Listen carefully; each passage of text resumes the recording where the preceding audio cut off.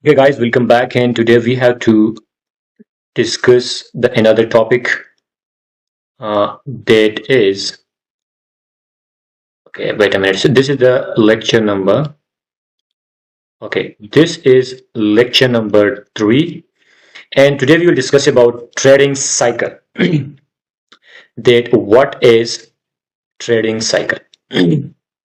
So trading cycle is basically the fluctuation in economic activity over time is the fluctuation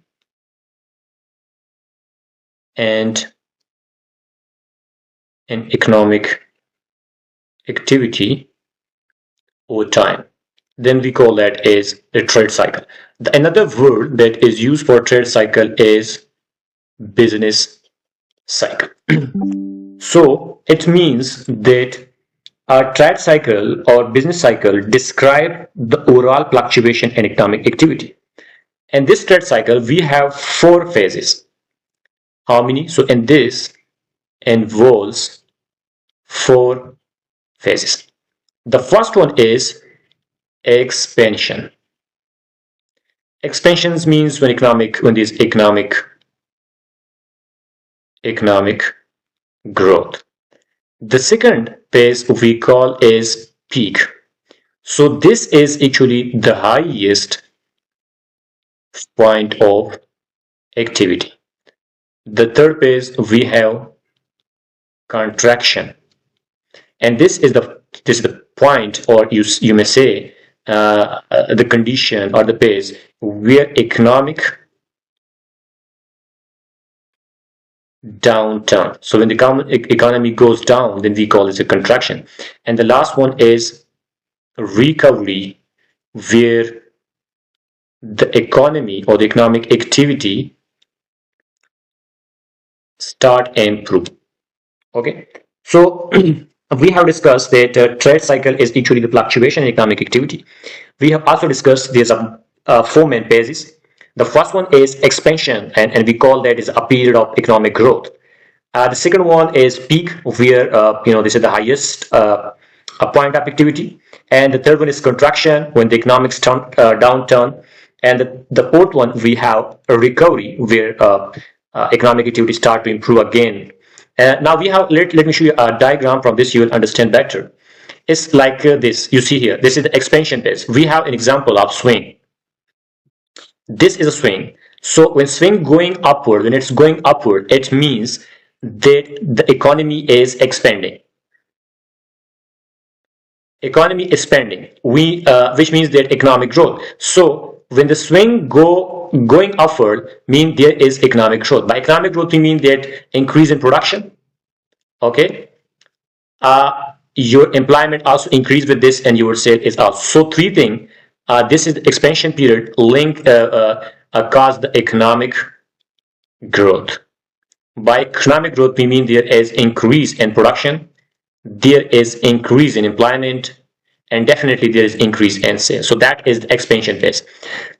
The second phase is the peak phase, where the swing reach its peak. So when you push the swing, then definitely there will be a point from where the swing will return back to the original position. So that point from which it returning to the position from where you have pushed it, that position is called peak. So if you see here, the kit has just reached its peak, and this is the highest point.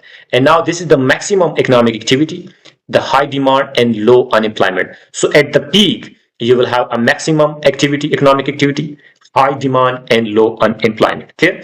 The third phase here we have a contraction. So this is a phase where the swing coming downward, means after the peak, the swing definitely will move downward, and that is we call that is economic downturn. So the swing coming down, you see the swing is going back to the position from where it was pushed, and this means that decrease in the production, your production will be decreasing.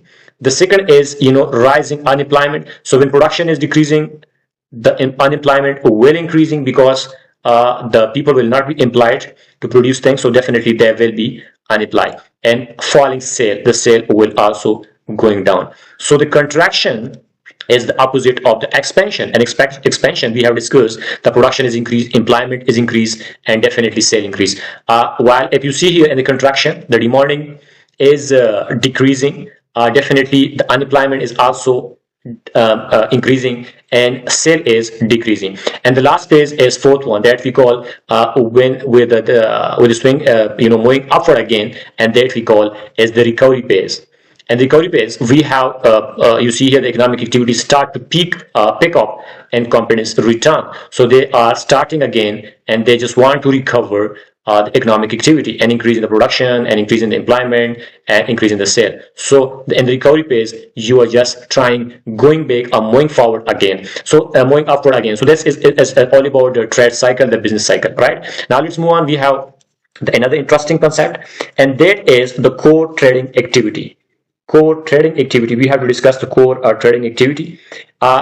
Here, if you see, this is the core trading activity, and here we have a money cycle.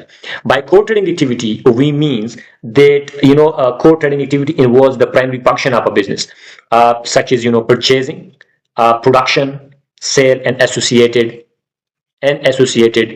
receipt and payment. Okay, so if you see here, purchases, the cycle began with purchases, mean acquiring new raw material. But if you see here, money cycle, we means this is the management of the flow of the fund. This is actually the management of the flow of fund. For example, how to invest. This is the management.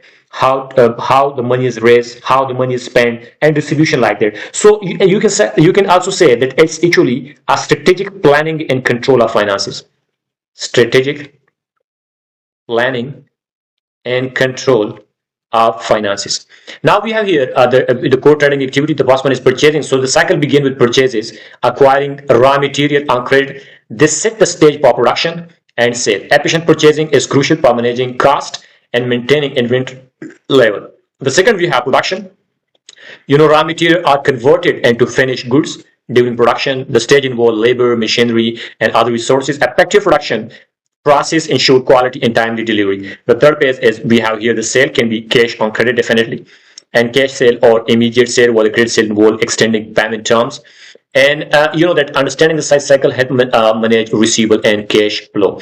And the last, we have receipt and payment. So the cash receipt come from the customer, while the payment go to the supplier.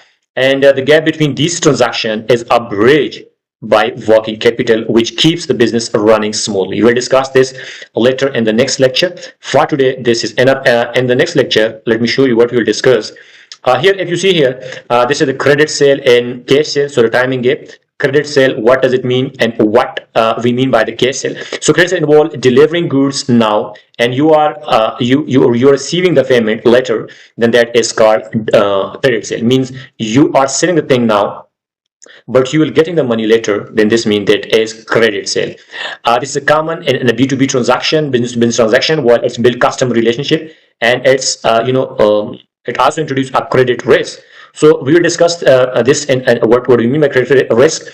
And the cash sale is just immediate transaction. The cash, or best you're just delivering the thing and you're getting the cash. That is and understand the difference is a key management, cash flow and risk. So this is all about our trade cycle, business and other things. And then in the next lecture we'll discuss. This will be our lecture number 4. We will discuss financial statement like income statement, balance sheet, and so on like that. So for today, this is enough. Thank you for watching.